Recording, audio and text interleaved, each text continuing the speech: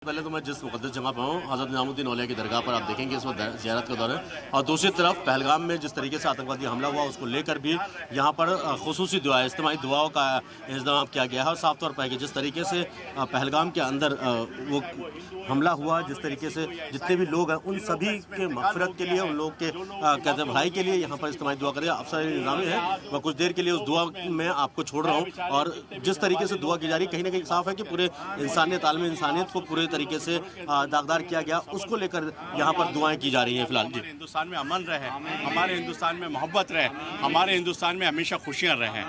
या अल्लाह बस हमारी दुआ कबूल फरमाइए परवरदिगार रब्बुल आलमीन। और हज़रत महबूब इलाही आपकी बारगाह से आपके आसरे कोई खाली ना जाए। जिन लोगों के लिए दुआ फरमाइए, जो लोग बीमार हैं अल्लाह इन सबको सेहत तंदुरुस्ती अदा फरमा दे। जो लोग परेशान हैं उन सबकी परेशानियाँ दूर कर दीजिए। जो बहनें शादी के लिए बैठी हैं हजूर उन सबके घरों में आन के रिश्ते आन के सबकी शादियाँ हो जाएँ। या जो बेऔलाद हैं हजूर अल्लाह ताला आपके वसीले से उन सबको औलाद अदा फरमा दे।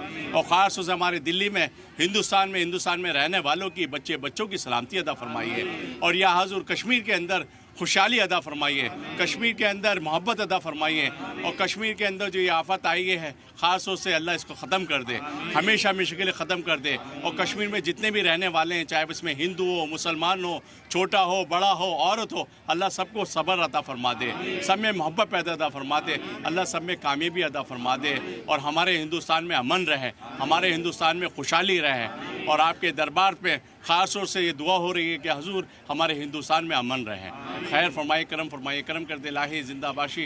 बिस्मिल्लाहिर्रहमानिर्रहीम। अल्लाहुम्मा सल्ली अला मुहम्मद मुहम्मद के मजीद। अल्लाहुम्मा बारिक अला मुहम्मद मुहम्मद के मजीद। हक ला इलाहा इल्लल्लाह मुहम्मद रसूलुल्लाह सल्लल्लाहु अलैहि वसल्लम। तो शबनम, इस वक्त आप देख रहे थे कि अभी खुसूसी दुआ करवाई गई है। और साफ तौर पर अफसर अली निज़ामी इस वक्त मेरे साथ मौजूद हैं। अफसर साहब, आप वक्तन फ़वक्तन इस तरीके की चीज़ों में हिस्सा लेते हैं, आज दुआ कराई है आप लोगों ने पहलगाम में जो कुछ हुआ, क्या कुछ कहना है आपका? देखिए, सबसे बड़ी बात तो यह है कि ये जो पहलगाम में जो हुआ है ये होना नहीं चाहिए। और ख़ास तौर से जो है हमारा जो हिंदुस्तान है वो है प्यारा और मोहब्बत वाला। और हिंदुस्तान के अंदर जो है हर आदमी जो है, चाहे वो हिंदू हो या मुसलमान हो या सिख हो या ईसाई हो या कोई से भी धर्म का हो, सब माशाल्लाह आपस में मोहब्बत करते हैं, सब आपस में मोहब्बत चाहते हैं। और ये जो हरकत हुई है ये होनी नहीं चाहिए। और इसके अंदर जो चाहे वो हिंदू हो या मुसलमान हो, जो वहाँ पर हरकत हुई है इसको हरकत को जो है ख़त्म करना चाहिए।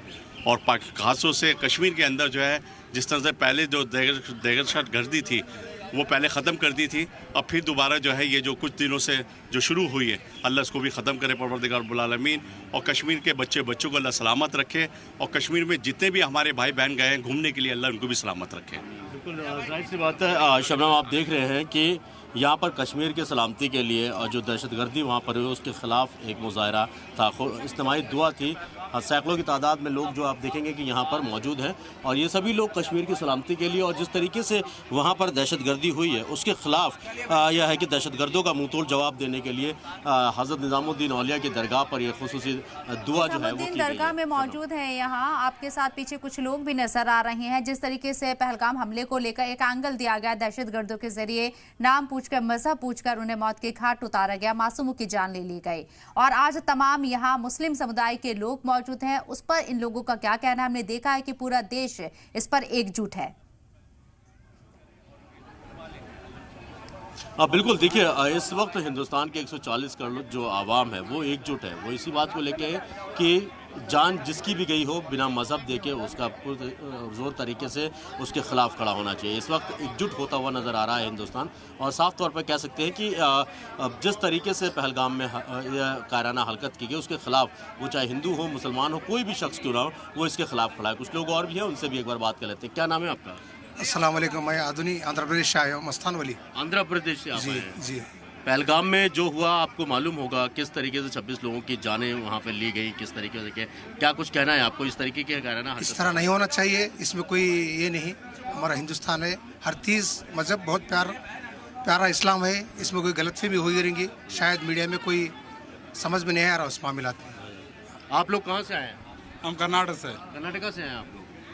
तो यहाँ पर निज़ामुद्दीन घूमने आए थे या दरगाह पे इस तरीके? निज़ामुद्दीन देखने के लिए आए थे, अल्लाह के दरबार में आए थे। हर मतलब मज़हब देखिए हर मज़हब के लोग यहाँ पर आते हैं। और ख़ासतौर पर अब मैं दिखा दूँ ख़वातीन भी मेरे पीछे, मैं अपने कैमरा पर्सन जेडी साहब से कहूँगा कि एक बार आपको दिखाएं। ख़वातीन सबसे ज़्यादा मौजूद है यहाँ पर, और वो लोग भी इस बात की दुआ करती है। और मैं कुछ लोग भी हैं, उनसे भी बात करेंगे। आप लोग कहाँ से आई हैं? नागपुर से। नागपुर से आए हैं जी। मुझे एक चीज़ बताएं, क्या नाम है आपका? पुतली बेगम।